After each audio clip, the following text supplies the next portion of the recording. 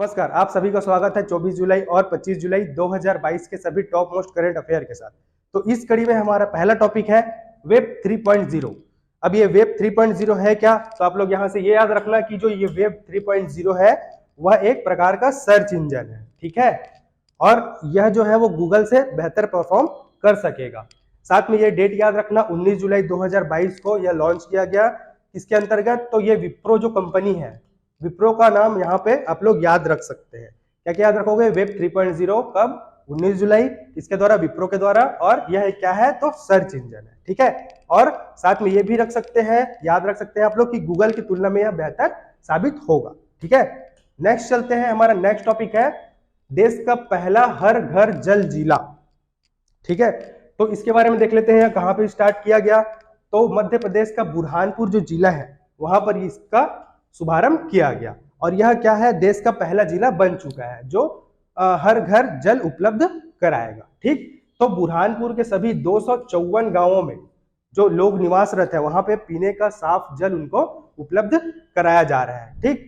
तो यहां से क्या क्या याद रखोगे? मध्य प्रदेश का बुरहानपुर जिला नाम याद रखना, उसके अंतर्गत कितने गांव है? 254, ये याद रखना।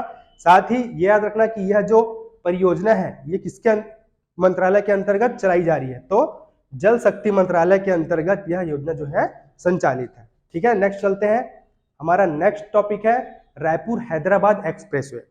अभी वर्तमान में रायपुर से हैदराबाद तक की दूरी तय करने में हमको लगभग 750 किलोमीटर, 780 किलोमीटर का दूरी तय करना पड़ता है, ठीक है। लेकिन रायपुर और हैदराबाद एक्सप्रेसवे के बन जाने से यह जो दूरी है 780 किलोमीटर जो दूरी है वह घटकर कितनी हो जाएगी? तो 530 किलोमीटर हो जाएगी। इससे लगभग 4 से 4.5 घंटा का जो सफर है वह कम हो जाएगा, ठीक है। तो इससे क्या होगा? लोगों को रायपुर से हैदराबाद पहुंचने में खासा दिक्कत का सामना नहीं करना पड़ेगा। वे 4 घंटे या 4.5 घंटे पहले ही वहां तक पहुंच जाएंगे। तो आप लोग ये याद रखना कि रायपुर हैदराबाद एक्सप्रेसवे का भी क्या किया जाएगा? जो है निर्माण किया जाएगा, ठीक है। नेक्स्ट चलते हैं, जवाहरलाल नेहरू बंदरगाह। अच्छा, जो जवाहरलाल नेहरू बंदरगाह है वह भारत का 100% लैंडलॉर्ड मॉडल वाला क्या हो गया है? पहला बंदरगाह या प्रमुख बंदरगाह बन चुका है। तो यहां से आप लोग बस यही बात याद रखना कि जवाहरलाल नेहरू बंदरगाह याद रखना। और क्या बन चुका है? तो 100% लैंडलॉर्ड मॉडल वाला पहला बंदरगाह बन चुका है, ठीक है। और यह किसके अंतर्गत? तो यह पीपीपी मॉडल के अंतर्गत ही संचालित है, ठीक। तो ये 2-3 बातें आप लोग याद रखते चलिएगा। नेक्स्ट देख लेते हैं, हमारा नेक्स्ट टॉपिक है मोबाइल इलेक्ट्रिक चार्जिंग ऐप।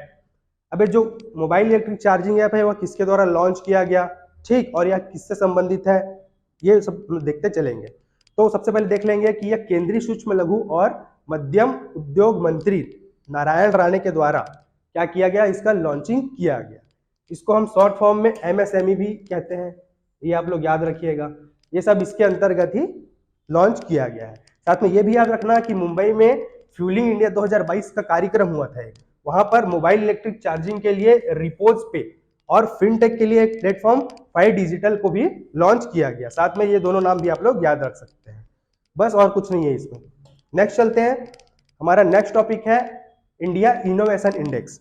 अच्छा, इनोवेशन इंडेक्स में जो हमारा छत्तीसगढ़ है उसने अंतिम स्थान प्राप्त किया है, ठीक। और यह 17वां स्थान है। यहाँ पे छत्तीसगढ़ की रैंकिंग जो है वो 17वीं है, ठीक है। तो यहाँ से क्या क्या याद रखोगे? कब जारी किया गया? 21 जुलाई 2022 को जारी किया गया। यह किसके द्वारा किया जाता है? तो नीति आयोग आप लोग याद रखना। अभी नीति आयोग के अध्यक्ष जो है वह प्रधानमंत्री नरेंद्र मोदी जी हैं। उपाध्यक्ष सुमन के बेरी है, ठीक है। और यहाँ से क्या याद रखोगे कि छत्तीसगढ़ को 17वां स्थान मिला। पहले स्थान के रूप में आप लोग याद रख सकते हैं कर्नाटक राज्य को पहला स्थान इसमें इस इंडेक्स में क्या हुआ? प्राप्त हुआ। नेक्स्ट चलते हैं, हमारा नेक्स्ट टॉपिक है हेनले पासपोर्ट इंडेक्स। अच्छा, ये जो हेनले पासपोर्ट है वह 2022 का जो है वो हाल में ही जारी किया गया। तो इसमें देख लेते हैं कि भारत का स्थान इसमें कितना है। तो भारत ने इसमें 87वां स्थान क्या किया? प्राप्त किया, ठीक। ये हेनले पासपोर्ट जो होता है वह क्या बताता है कि जैसे कि कोई देश है तो उस देश के नागरिक द्वारा कहीं भी जो बाहरी विदेश में या दूसरे देश में जाकर यात्रा किया जाता है तो वो जो पासपोर्ट है वह कितना स्ट्रांग है उसका, ठीक है। तो ये सब सर्वेक्षण करके हेनले पासपोर्ट इंडेक्स जो है वो निकाला जाता है। ठीक, भारत ने 87वां स्थान प्राप्त किया, ये आप लोग याद रखना। ठीक है, नेक्स्ट चलते हैं। चीतों को लाने के लिए भारत और नामीबिया के बीच क्या हुआ, एक समझौता हुआ, जिसके अंतर्गत चीतों को नामीबिया से कहां लाया जाएगा, वापस भारत लाया जाएगा।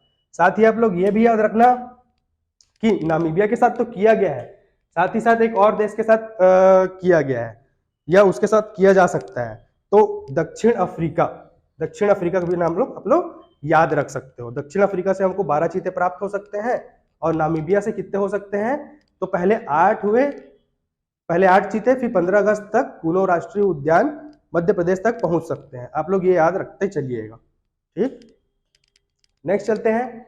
हमारा नेक्स्ट टॉपिक है monkey pox global health emergency घोषित।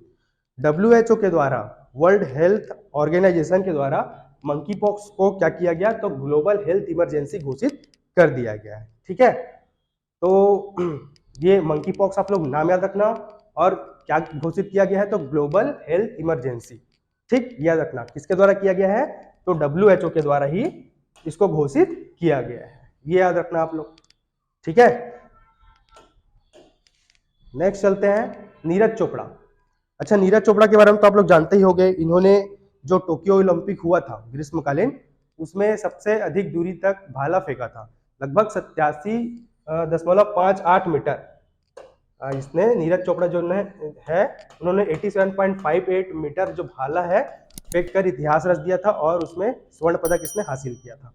अभी जो हाल में ही विश्व एथलेटिक्स चैंपियनशिप जो हुआ, कहाँ पे हुआ, तो ओरेगन में हुआ। कब से कब तक, तो आप लोग यहाँ से डेट याद रखना, 15 से 24 जुलाई तक। इन्होंने अभी क्या किया, लगभग 88.13 मीटर का भाला फेंका और क्या प्राप्त किया, तो रजत पदक इन्होंने प्राप्त किया। तो ये काफी इंपॉर्टेंट पॉइंट हो जाता है नीरज चोपड़ा। तो नीरज चोपड़ा के बारे में ये आप लोग याद रखते चलिएगा। ठीक है, तो ये था हमारा सभी top most important current affairs. कल मिलते हैं नए करंट अफेयर्स के साथ, तब तक के लिए धन्यवाद, नमस्कार।